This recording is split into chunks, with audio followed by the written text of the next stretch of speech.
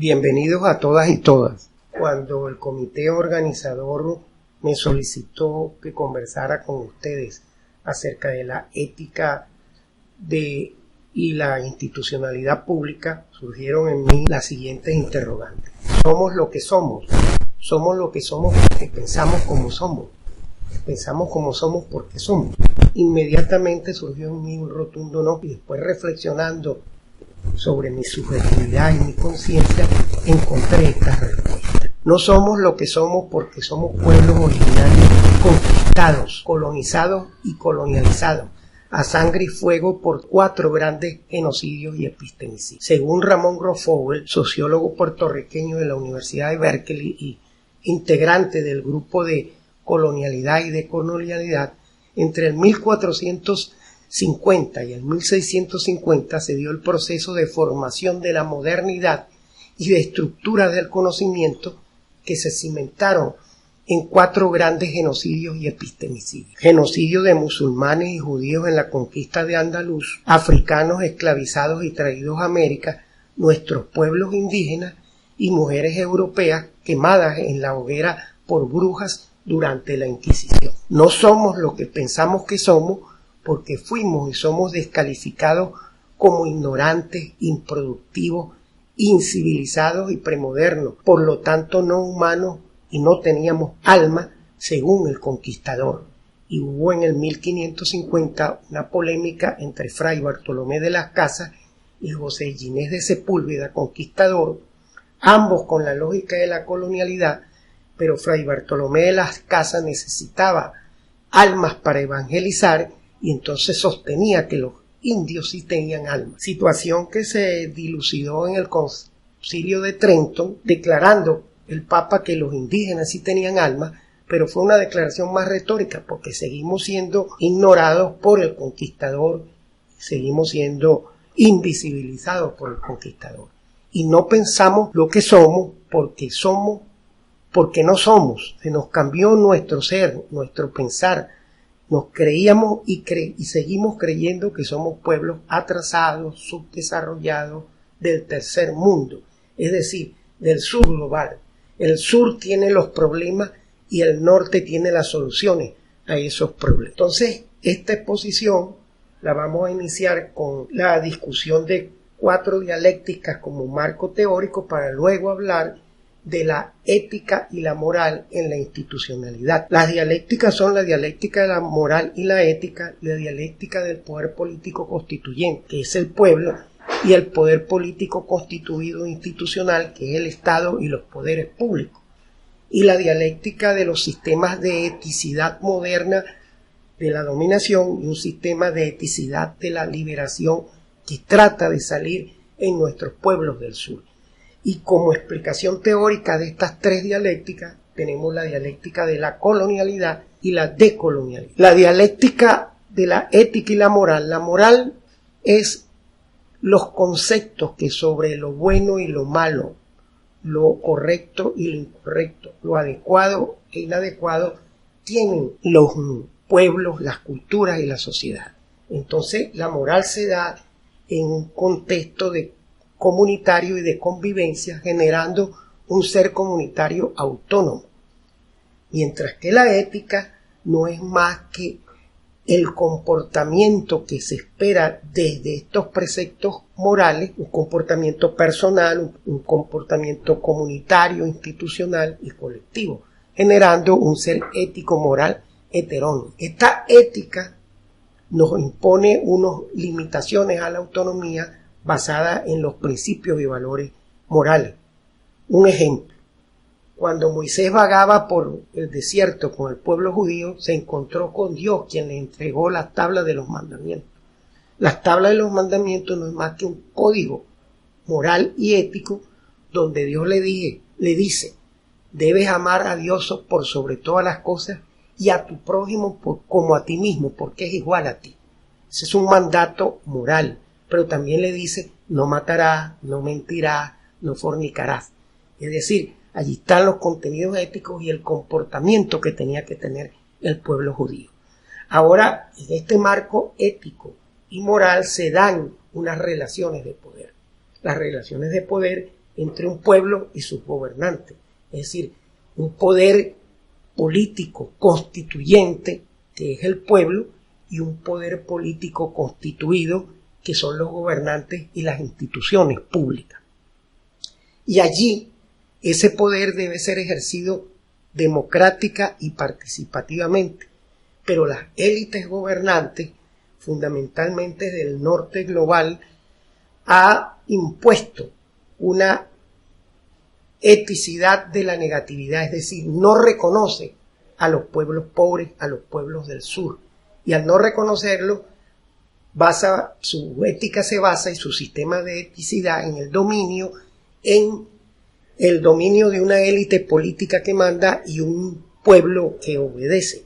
Eso hace emerger, según los planteamientos filosóficos desde la ética de la liberación de Enrique Dussel, filósofo argentino-mexicano, que dice que los pueblos debemos emanciparnos y liberarnos mediante un sistema de eticidad liberadora y emancipadora. Indudablemente que en esto se crean tensiones que tienen que ver con el respeto y el reconocimiento del otro, la solidaridad, la cooperación y la justicia. Entonces, evaluemos estas tres eticidades dentro de la última dialéctica, que es la dialéctica de la colonialidad y la descolonialidad. Somos pueblos colonizados y colonializados. La colonialidad es una teoría crítica nuestroamericana desarrollada por Aníbal Quijano en la década de los 90. Aníbal Quijano describió la colonialidad del poder, donde el uso del poder como dominación se sustenta el género, el dominio y el patriarcalismo. Es decir, es una dimensión política de dominación, pero también desde la colonialidad del poder surge la colonialidad del saber como una dimensión epistemológica, como una dimensión de un conocer y de un investigar impuesto desde un pensamiento eurocéntrico que surge de 4 universidades europeas como son las universidades inglesas, francesas, alemanas e italianas, y de las universidades anglosajonas principalmente de Estados Unidos. Y de esa colonialidad del saber, de un saber impuesto desde el norte global, también surge un sujeto que mediante el poder como dominación y el saber como imposición eurocéntrica y anglocéntrica, es un sujeto colonializado, es un sujeto cosificado, alienado a través de la colonialidad del ser como dimensión ontoepistémica. De allí que el desafío que tenemos los pueblos del sur y los pueblos que han sido desconocidos desde la colonia y que luego de la liberación de la independencia has continuado a través de la colonialidad del poder, del saber y del ser, el desafío es la descolonialidad de ese poder, de ese saber y de ese ser. Entonces, bajo estas premisas teóricas, ahora hablemos de la ética pública y la moral administrativa en la institucionalidad pública. Para ello tenemos que hacer un rápido recorrido por el pensamiento político y ético del Libertador, contenido en varios de sus documentos políticos, en su relación epistolar y fundamentalmente en su discurso de Angostura, celebrado el 15 de febrero del año 1819. También la ética pública y la moral administrativa se debe sustentar en el pensamiento ético y gerencial de nuestro epónimo Arnoldo Gabaldón y en el pensamiento ético de la gestión pública. El Libertador en el Congreso de Angostura nos dijo que la moral y luces son los polos de una república y que moral y luces son nuestras primeras necesidades, y que si bien el principio de la igualdad política es generalmente reconocido, no lo es menos el de la desigualdad física y moral. La naturaleza hace a los hombres desiguales en genio, temperamento, fuerza y caracteres, pero también la esclavitud es la hija de las tinieblas, Un pueblo ignorante es un instrumento ciego de su propia destrucción. Y entonces nos señala, para sacar de este caos nuestra naciente república, todas nuestras facultades morales no serán bastantes si no fundimos la masa del pueblo en un todo, la composición del gobierno en un todo, la legislación en un todo y el espíritu nacional en un todo. Es decir, unidad, unidad, unidad debe ser nuestra divisa. También nos señala el Libertador que la libertad del nuevo mundo es la esperanza del universo. No por ello ahorita todos los países del sur están sometidos a un acoso geopolítico del norte. Siempre se verá al ignorante y al necio darse humos de talentoso y vicioso, nos dice el Libertador.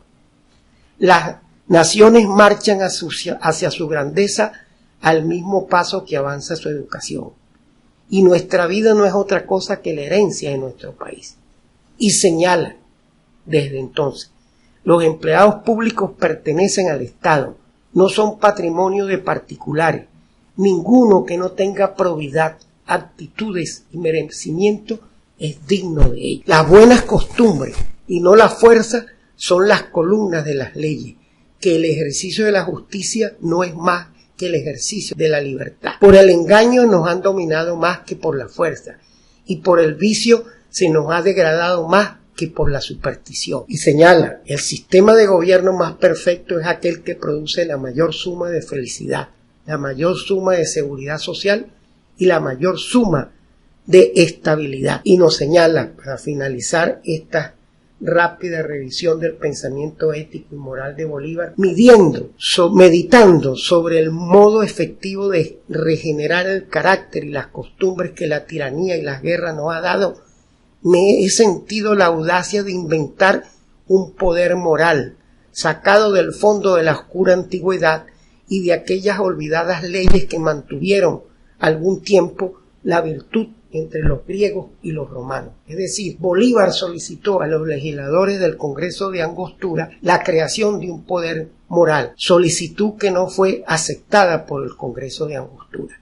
Y no fue sino 190 años después, con la promulgación mediante un referéndum consultivo de la Constitución de la República Bolivariana de 1999, cuando se dio origen a ese poder político que había reclamado el Libertador, creando el poder moral que está constituido por la Defensoría del Pueblo, la Fiscalía General de la República y la Contraloría General de la República. En cuanto al pensamiento ético y gerencial de Arnoldo Gabaldón, dicen quienes lo conocieron y sus alumnos más cercanos, que siempre repetía que había que servirle a Venezuela, no servirse de Venezuela. Y cuando fue ministro del Ministerio de Sanidad y Asistencia Social durante todo el periodo presidencial del año 1960-1964, hablaba del espíritu de cuerpo. Y ese espíritu de cuerpo, decía, no se forma si cada grupo humano permanece aislado, sin saber de las actividades e inquietudes de los demás. El espíritu de cuerpo descansa en el aprecio mutuo y no podrá haber aprecio mutuo cuando los seres humanos no conocen ni tienen noticias de sus vecinos. Y sostenía entonces que para desempeñarse adecuadamente en el trabajo hacían falta la constancia como persistencia en la consecución de los propósitos institucionales, la exactitud como eficiencia en el desempeño laboral a través del trabajo en equipo, y el interés que no es más que tener sentido de pertenencia institucional, conciencia plena de la labor institucional que se realiza y para la cual nos desempeñamos como servidores públicos. Y también señalaba que con el compañero de trabajo necesitábamos desarrollar la estima, es decir, conocer y reconocer al otro en sus virtudes y sus potencialidades y en sus deficiencias y debilidades, y que ello constituía la lealtad, es decir, reconocer las potencialidades y debilidades, pero no para no decirle nada, sino para con respeto, con educación, señalárselas para que ese compañero mejorara. Y finalmente la cooperación, que es la unión del esfuerzo de todos para el logro de los propósitos institucionales. Entonces, la gestión pública y con la creación del poder moral existe la ley orgánica del poder público municipal, la ley del poder público ciudadano, donde se define la ética pública como el sometimiento de la actividad que desarrollan los servidores públicos a los principios de honestidad, equidad, decoro, lealtad, vocación de servicio, eficiencia, responsabilidad, transparencia y pulcritud. Y moral administrativo como la obligación que tienen los servidores públicos de actuar dando preeminencia a los intereses del Estado por encima de los intereses particulares o de grupo, y que esa preeminencia está dirigida a las necesidades colectivas. Entonces, para nosotros desempeñarnos con ética pública y con moral administrativa, indudablemente que tenemos que tener una ética personal y una ética particular y una moral social, que además debemos cumplir con nuestros códigos de deontología profesional y con una ética de servicio público y una ética y una moral institucional. De igual manera, el sustento de una democracia y de un gobierno ético descansa en la ética pública y en la moral administrativa de quienes se desempeñan en el servicio público de la República. La lucha por el poder genera múltiples conflictos con la ética, pero es esencial que esa lucha no deje de lado nunca al fin último del servicio público a los demás. La ética nos conduce a la acción personal guiadas por la moral del hogar, de la comunidad y la sociedad a la que se pertenece y nos desenvolvemos como ciudadanos y ciudadanas. Orienta hacia lo que es bueno, lo que es adecuado, lo que es correcto en el proceder ciudadano. También la ética tiene que ver con la alteridad, con el reconocimiento del otro. Enrique Dussel sostiene que la ética no es más que la práctica de el cara a cara, de la interacción con el otro. El otro me reconoce y yo reconozco al otro en una dialéctica de la eticidad. Y que la ética ha sido las éticas han signado las grandes religiones y las grandes tradiciones de la sociedad. La moral básica se basa en que lo mismo que tú quieres para ti, debes hacerlo para los demás, decía Confucio. El judaísmo dice, no hagas a otro lo que no quieres que ellos te hagan a ti. Todo cuanto quieran que le hagan a los otros hombres, háganlo también con ustedes, con ellos, decía Jesús. Y no debería haber un comportamiento con los otros de un modo que es desagradable para con uno mismo.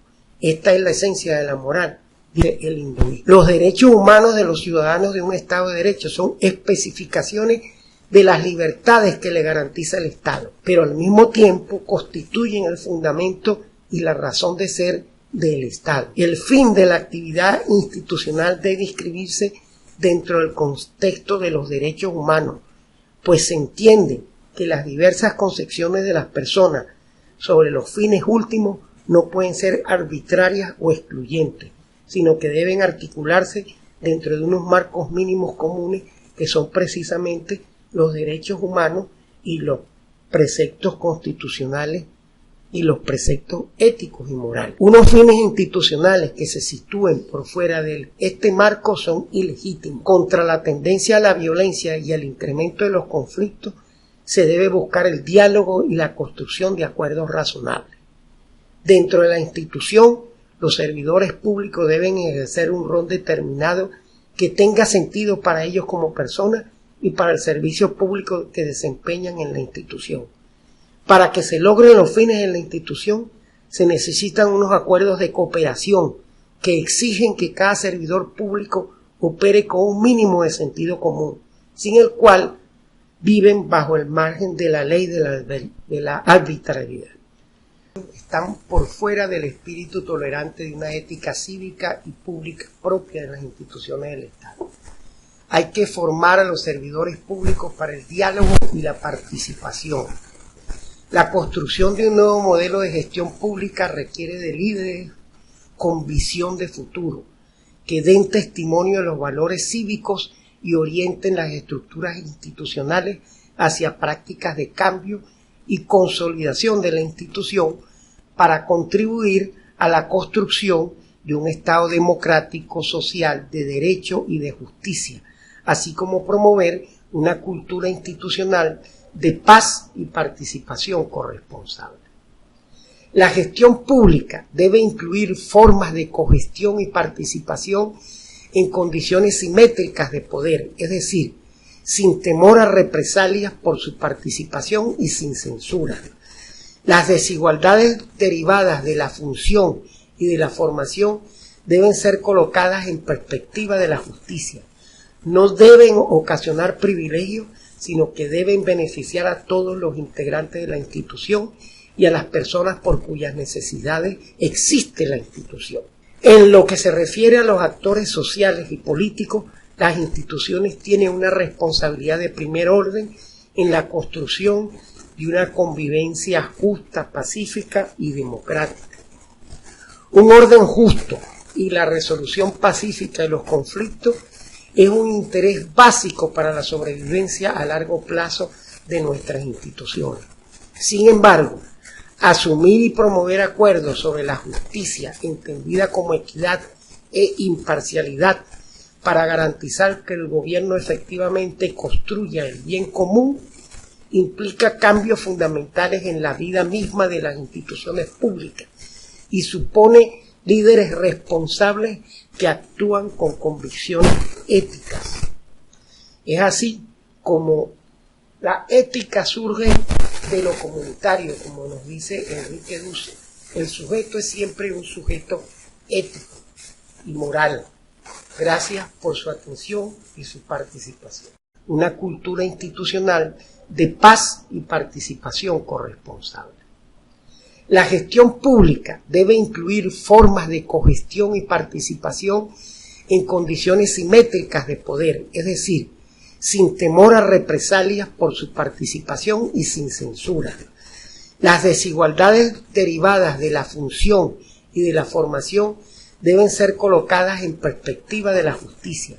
No deben ocasionar privilegios, sino que deben beneficiar a todos los integrantes de la institución y a las personas por cuyas necesidades existe la institución.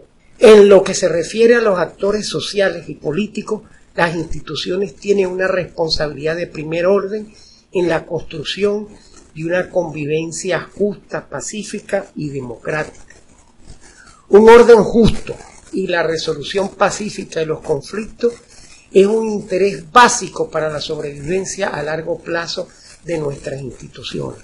Sin embargo, asumir y promover acuerdos sobre la justicia, entendida como equidad e imparcialidad, para garantizar que el gobierno efectivamente construya el bien común, implica cambios fundamentales en la vida misma de las instituciones públicas y supone líderes responsables que actúan con convicciones éticas.